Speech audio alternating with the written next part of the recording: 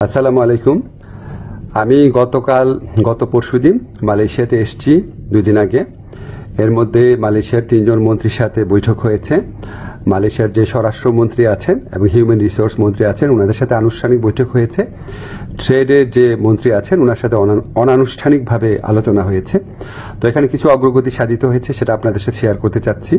প্রথম খবর যেটা আপনারা জানেন, গত বছর মালয়েশিয়ার প্রধানমন্ত্রী আনোয়ার ইব্রাহিম সাহেব বাংলাদেশে গিয়েছিলেন। উনি বাংলাদেশের এখন যে আপনার অন্তর্বর্তী সরকারের যে আমাদের প্রধান উপদেষ্টা আছেন ডক্টর মোহাম্মদ ইউনূসের ব্যক্তিগত বন্ধু। তো উনি তখন প্রতিশ্রুতি দিয়েছিলেন যে গত বছর যেই বাংলাদেশি শ্রমিকরা মালয়েশিয়াতে আসতে পারে নাই শেষ মুহূর্তে, তাদেরকে উনি মালয়েশিয়াতে আসার সুযোগ করে দিবেন। এটা নাম্বার ছিল 17,000-এর মতো। তো এটা ভিত্তিতে আমরা অনেক আলোচনা করেছি। তো তারা বলেছে তারা ব্যাচ ওয়াইজ নিবে। তো প্রথম ব্যাচ হিসাবে 7,926 জনের তালিকা ওনারা চূড়ান্ত করেছেন এবং এটা খুব অল্প সময়ের মধ্যে ওনাদেরকে মালয়েশিয়াতে কাজ করার সুযোগ দেওয়া যাবে, এই প্রক্রিয়া শুরু করে দিয়েছেন ওনারা। সেকেন্ড যে নিউজটা, ভবিষ্যৎ কর্মসংস্থানের ক্ষেত্রে আমরা বিভিন্ন সূত্রে জেনেছি আগামী কয়েক মাসে মালয়েশিয়া 1 থেকে 1.5 লক্ষ বিদেশি শ্রমিক নিতে পারে।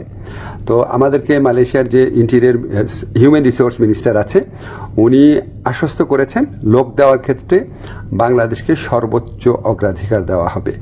বাংলাদেশ থেকে সবচেয়ে বেশি লোক নেবেন ওনারা, এটুকু আশ্বাস আমরা পেয়েছি। তো আমরা অনুরোধ করেছিলাম বাংলাদেশে যারা রিক্রুটিং এজেন্ট আছে তাদের সবার জন্য যেন উন্মুক্ত করে দেওয়া হয়, যাতে সবাই লোক পাঠানোর সুযোগ নিতে পারে। এটা আমরা অনেক ভালোভাবে বুঝিয়ে বলেছি। তো ওনারা বলেছেন ওনারা এটা ভালোভাবে বিবেচনা করে দেখবেন, আমাদেরকে অচিরেই ওনারা এই ব্যাপারে সিদ্ধান্ত জানাবেন। তো আমাদের একটা বড় অগ্রগতি যেটা হয়েছে, আমি মালয়েশিয়ার যে ইন্টেরিয়র মিনিস্টার আছে ওনাকে রিকোয়েস্ট করেছিলাম, আমাদের শ্রমিকরা মাল্টিপল ভিসা পায় না, সিঙ্গেল এন্ট্রি পায়, অন্য দেশের শ্রমিকরা পায় মাল্টিপল এন্ট্রি। তো এটা নিয়ে বেশ কিছুক্ষণ কথা হয়েছে। উনি আমাদেরকে শুধু প্রতিশ্রুতি দেন নাই, ওনার সাথে যারা কর্মকর্তারা ছিল তাদেরকে এই ব্যাপারে দ্রুত পদক্ষেপ নেওয়ার জন্য নির্দেশ দিয়েছেন। আর আমি বলেছি যে মালয়েশিয়ার যারা ইরেগুলার হয়ে গেছেন, যে শ্রমিক ভাইরা আছেন তাদেরকে রেগুলারাইজ করা বা বৈধ করা যায় কিনা। তো ওনারা বলেছেন ওনারা মাঝে মাঝে এটা করেন, আর গত বছর করেছেন।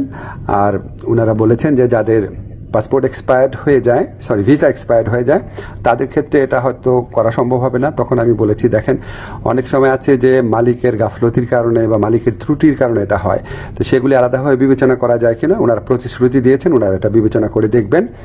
এছাড়া আমরা আরো কিছু বিষয় নিয়ে আলোচনা করেছি, যেমন আমরা বলেছি যে এখানে যে আপনার সিকিউরিটি গার্ড আছে বা কেয়ার গিভার আছে বা নার্স আছে, বাংলাদেশ থেকে নেওয়া যায় নাকি, স্কিল্ড ওয়ার্কফোর্স নেওয়া যায় নাকি।